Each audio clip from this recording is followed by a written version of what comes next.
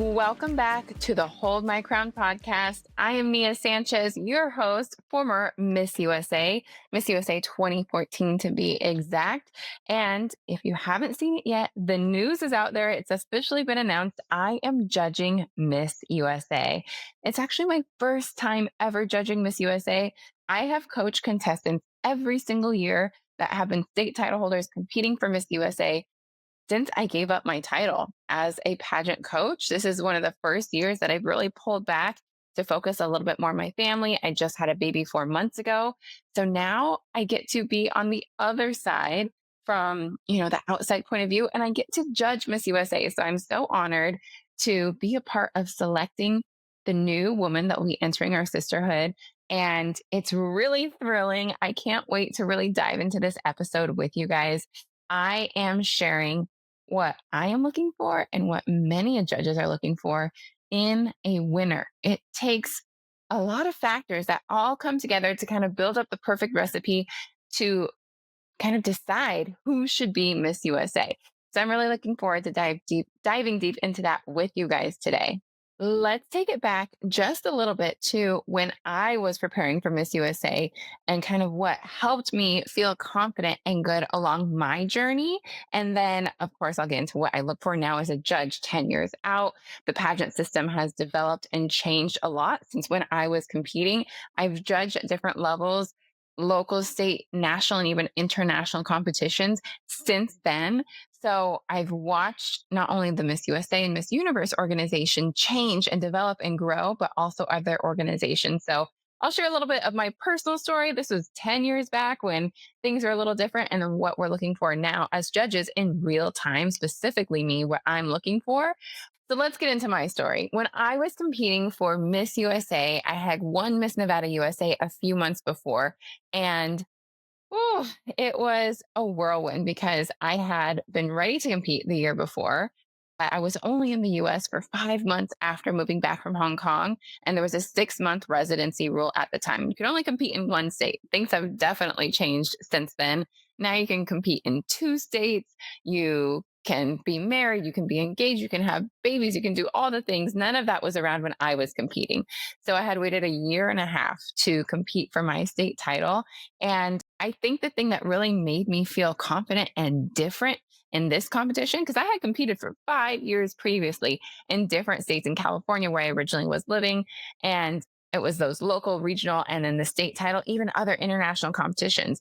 And I had confidence and I knew that I was ready for the title if it was meant for me. But there was a little shift I made in my headspace. So one, I was really in charge of any negative self-talk that tried to come into my headspace.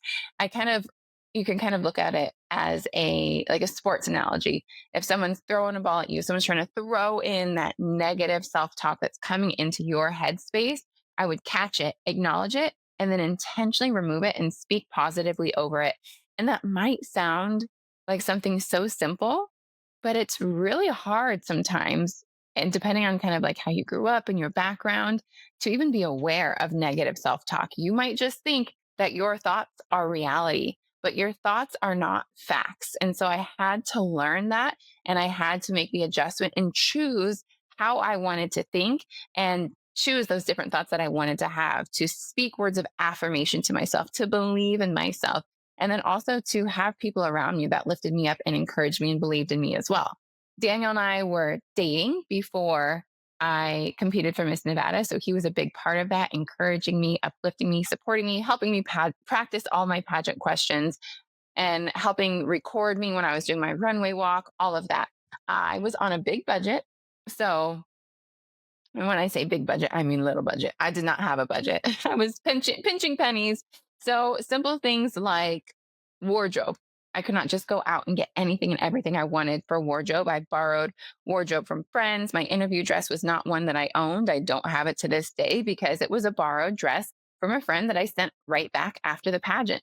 I was very lucky to have been doing a modeling job a few months before, and I met an incredible apprentice to a designer, an incredible, well known, high end designer. And the apprentice agreed to do my dress and design my dress from scratch for free as long as I ended up wearing it on that stage. So we kind of worked on the design together, and I didn't have to pay for my dress, which was an incredible expense that was just completely removed from my plate. When it comes to health and fitness, I did all the research I could to learn what will set my personal body up and my body type up for success physically.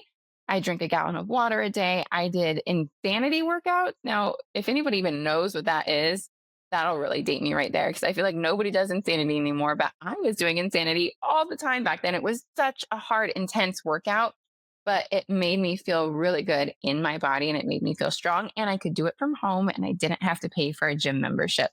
So I was definitely counting pennies as I was competing, but I knew that because also the director, Shayna Mokler, is an incredible director, an incredible coach. I knew if I could just get the title, that she would help set me up for success in the rest of the competition. So I worked really hard. I really stayed intentional. And let me tell you, when I say I was so disciplined in my headspace, don't let me fool you and let you think that my headspace was perfect. I have a very specific memory being on stage. You come out in those groups of 10. A lot of state pageants do this. You come out in groups of 10 after you do your individual competition. So you do your runway walk, 9 other girls do it, and then you all line up. The judges get a final look at your group, and then you all go off and the next round happens. Well, I was in that 10. I believe we were in an evening gown, and I have such a specific memory of the woman standing next to me. I was sitting there smiling as best I could, and I remember thinking, stop looking at her, stop looking at her, look at me, look at me. I feel like the judges were fixated on that contestant who was also one of my friends, and I just wanted them to focus on me. I wanted to win them over with my presence and my charisma. But now that I look back on it, I wish I would have changed that headspace to, oh, they're looking at her, they're looking at someone else because they already know that they love me and they're trying to pick who else is also great. Um, and so that's little shifts in your headspace. Just catch those thoughts, shift and adjust them. That's what really helped me. On a practical level, if you're listening to this and you're like, do you have anything that I can read or order or buy that will help with the headspace and getting ready for competition? I've said it before and I will say it again. Your Best Life Now by Joel Osteen. That book I had on audiobook and I probably listened to it 3 or 4 times before Miss Nevada USA and 3 or 4 more times before Miss USA. Headspace is everything. Confidence sets you up for success. You can be the most beautiful girl in the world, but not have deep, deep trust in yourself that you know what you're doing and you're giving it your all. And that can take you out of the competition. So make sure you are very intentional in your headspace. I feel like that was the biggest thing that set me apart from all my other 5 other years of competing to this year of actually walking away with the crown. Okay. Now, the moment you've all been waiting for is going to happen right after this break. I'm going to share with you what I am looking for and many judges are looking for when it comes to competing for Miss USA. We'll be right back.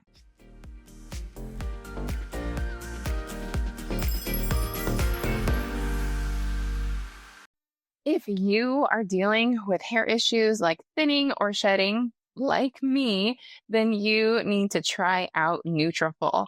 I am 4.5 months postpartum.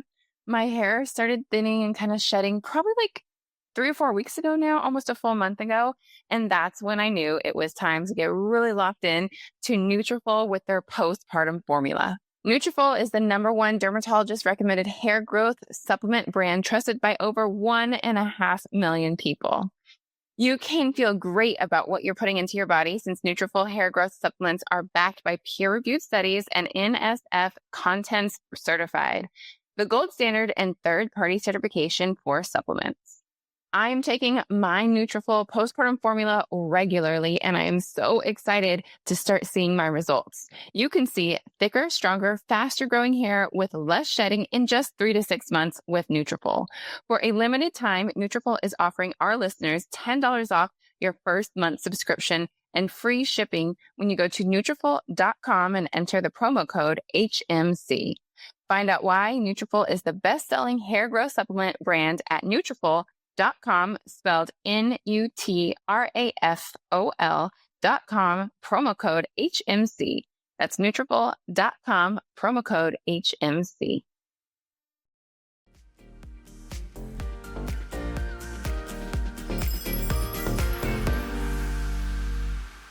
Welcome back from the break. This is the moment we have all been waiting for, the things that I look for and that many judges are looking for when they are selecting the next Miss USA.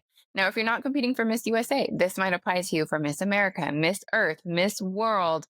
Um, there's so many pageants, and these are points that apply overall. And then some of them are more specifically applying to the Miss USA and Miss Universe organization. And we'll start with that. Point number one is I need you to be universe ready. Miss Universe is right around the corner. There will not be a lot of time to get prepared physically, mentally, emotionally, all of that. So, whomever we choose to win Miss USA needs to look like they're actually on the Miss Universe stage. They're actually competing with Miss Venezuela and Miss Philippines and Miss Thailand and Miss Mexico. Like, this young woman needs to have that charisma, that spark, that it factor. It has to just shine from the first moment we see them on stage, and they need to be very captivating when they're in interview. Something you need to be aware of, and I'm sure if you're already at Miss USA, you've done all the hard work. Your preparedness shows. If you've done the work, if you've been practicing interview, you've been walking in your heels, it shows. So if you put in all that hard work before getting to Miss USA, now is your time to take a deep breath and just shine and stand tall in your confidence. And that shows on stage. Point number two is charisma, that extra spark. Kristen Dalton will say the sparkle, the it factor. I kind of already mentioned it. It's something that is unteachable. It is a presence that you have from having confidence deep within.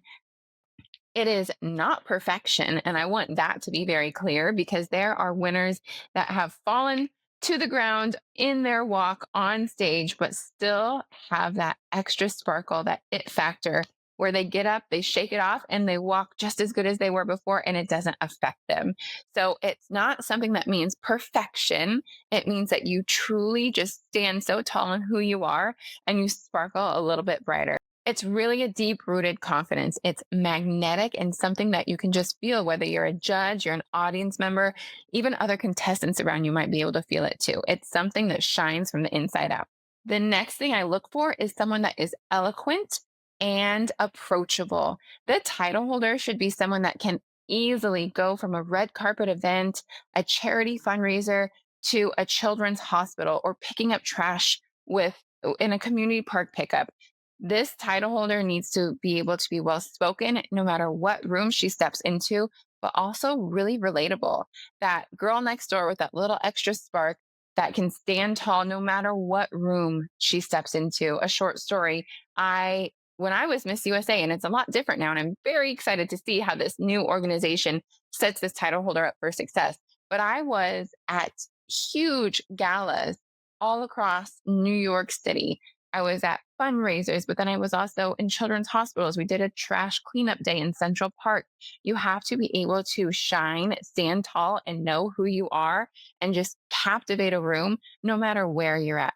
And it's not this big, bright, shining star so much so that you can't connect and relate to children and the elderly. I did a lot of visits to the homes of veterans as well. So you have to be able to go effortlessly between multiple worlds and still stand tall and know who you are and be very relatable no matter what environment you're in. The fourth thing I look for is someone that has purpose and leadership.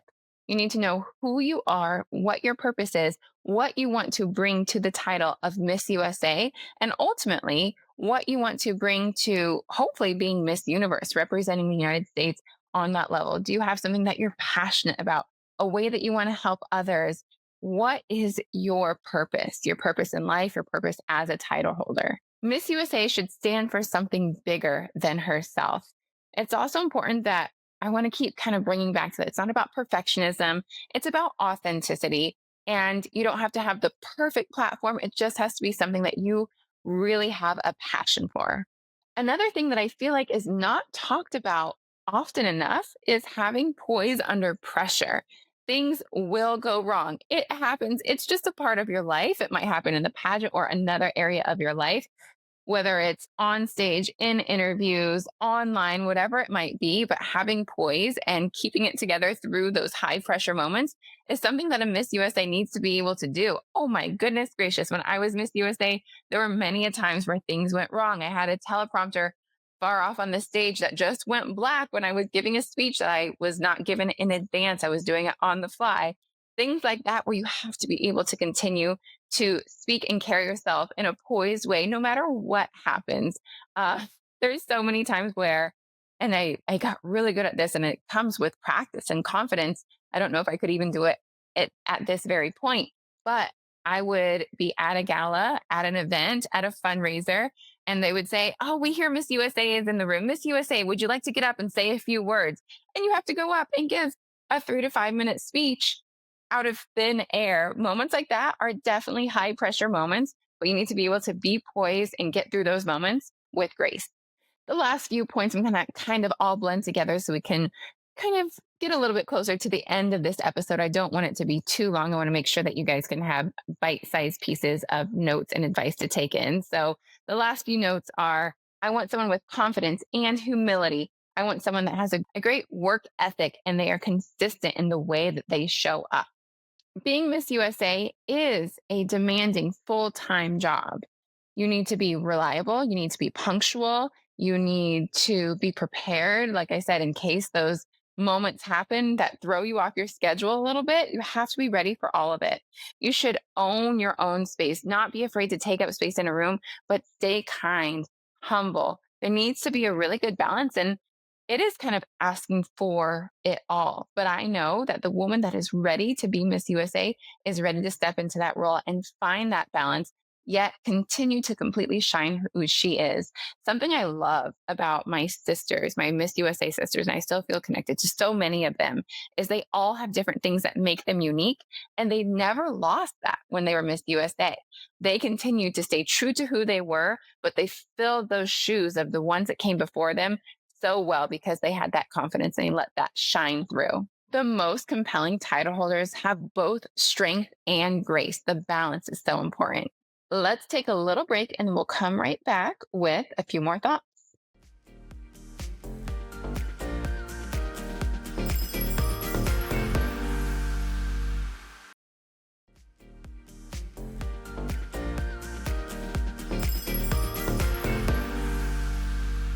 Welcome back from the break. A few more notes on what makes a great Miss USA, and then I will wrap it up with a few more thoughts as we finish this episode. Okay, so Miss USA, it is not just a crown, it is a job and it is a legacy, and you need to be ready to go to Miss Universe. The best title holders combine heart, hustle, and humility. You have to be in it. You have to have that passion. You have to want it.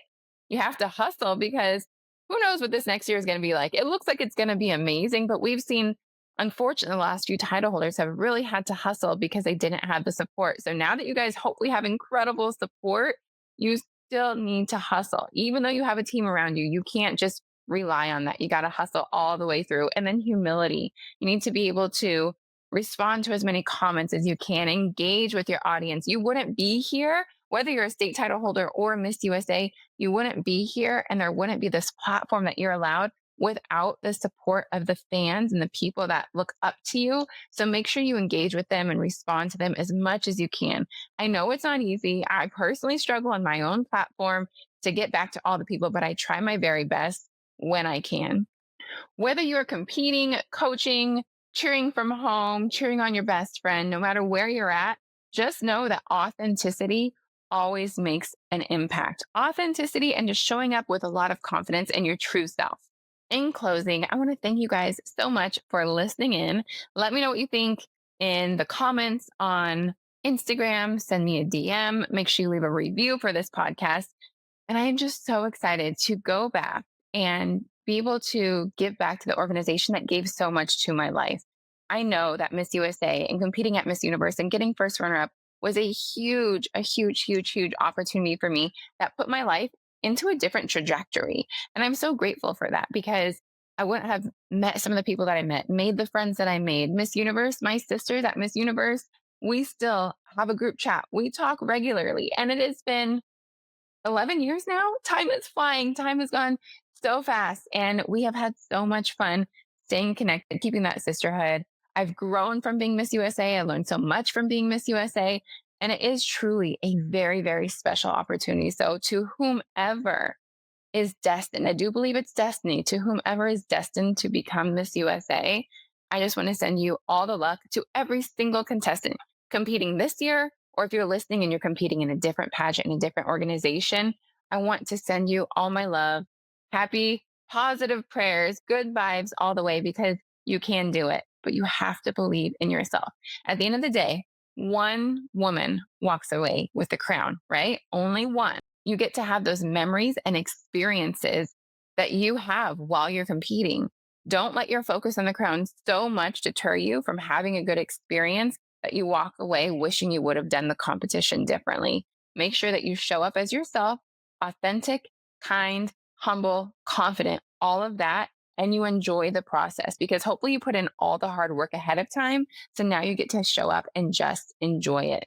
So if you're competing at Miss USA, if you are competing in any other competition while you're listening to this podcast or getting ready for another competition, make sure you do all your due diligence, do the hard work in advance before you show up, so that you can be there at the competition, having fun and enjoying every single step. You've got this. I believe in you. I am cheering you on. Every single person. Enjoy, enjoy, enjoy the experience. And thank you so much for listening to the Hold My Crown podcast. If you are listening now and you want to hear some future episodes, make sure that you click that little plus sign so you don't miss the next episodes coming up. We'll see you next week on the Hold My Crown podcast. Bye. Yay Media Group.